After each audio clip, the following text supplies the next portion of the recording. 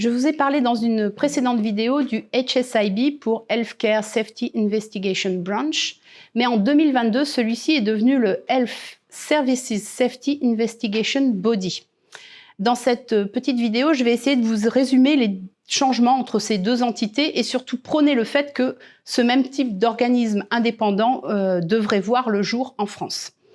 En avril 2017, le Royaume-Uni se dote du premier organisme indépendant pour investiguer et apprendre des erreurs, accidents, incidents dans le domaine des soins. C'est le premier organisme indépendant à jouer ce rôle, à l'instar du Bureau Enquête-Analyse dans l'aviation.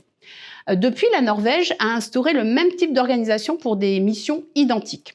Le principe fondateur est le même en Norvège ou en Angleterre, c'est que les professionnels de santé doivent apprendre du passé pour améliorer le futur. Une équipe d'une trentaine de personnes issues du monde de la santé, des transports, de l'ergonomie, des sciences humaines mène en toute indépendance des enquêtes à la demande soit des patients, soit des familles, soit des institutions ou des professionnels. Les valeurs portées par le HSIB, qui sont les mêmes que pour le HSSIB, sont le respect, la compassion, la collaboration, la confiance, l'indépendance et le leadership. Pour ce faire, les professionnels vont utiliser une gamme d'approches diversifiées lors des enquêtes en se concentrant sur le risque potentiel ou avéré et en recherchant les causes profondes de ces événements. Son budget, qui était de 3,8 millions de livres, devrait se monter à 20 millions de livres dans les prochaines années. En 2022, le principe de cet organisme est assis dans la loi. Donc, depuis 2022, cet organisme dispose de pouvoirs renforcés qui oblige les personnes et les organisations à coopérer dans le cadre de ces enquêtes sur la sécurité des patients.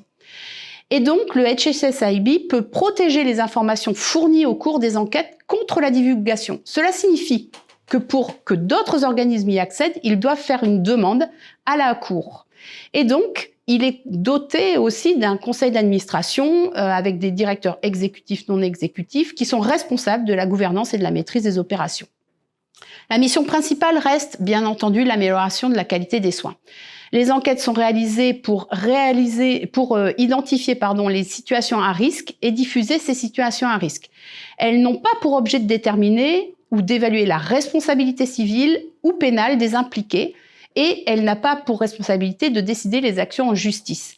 Les enquêtes doivent se terminer par un rapport qui est public. Il est intéressant de noter que ce rapport doit être factuel et proposer des recommandations qui restent anonymes, neutres et impartiales. Il ne peut pas être utilisé à des fins judiciaires ou disciplinaires. Le HSIB a aussi un pouvoir d'aller regarder si ces recommandations ont bien été mises en place. Les actions doivent être mises en œuvre et font l'objet d'une publication. Les analystes et enquêteurs ont pouvoir d'inspecter sur les lieux, d'accéder aux dossiers patients. Pour comprendre l'incident, ils ont le droit d'investiguer sur toutes les pièces dont ils ont besoin. Si des gens refusent ou des établissements refusent de donner un dossier, par exemple, eh bien, ils peuvent avoir une peine judiciaire. En cas d'impératif de sécurité, le HSIB, par contre, peut intervenir au niveau du ministère pour interdire un certain nombre de choses. Cette coopération entre les établissements, les personnes est bien sûr fait l'objet d'une charte et d'un accord qui est signé avec des obligations de part et d'autre. Il y a évidemment une obligation de confidentialité et tout ceci est soumis à un accord écrit, quelle que soit la personnalité morale ou physique.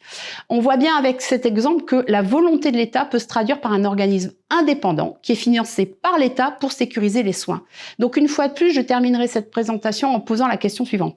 Quand la France se dotera-t-elle du même type de fonctionnement pour sécuriser les prises en charge, mais aussi sécuriser les pratiques soignantes ?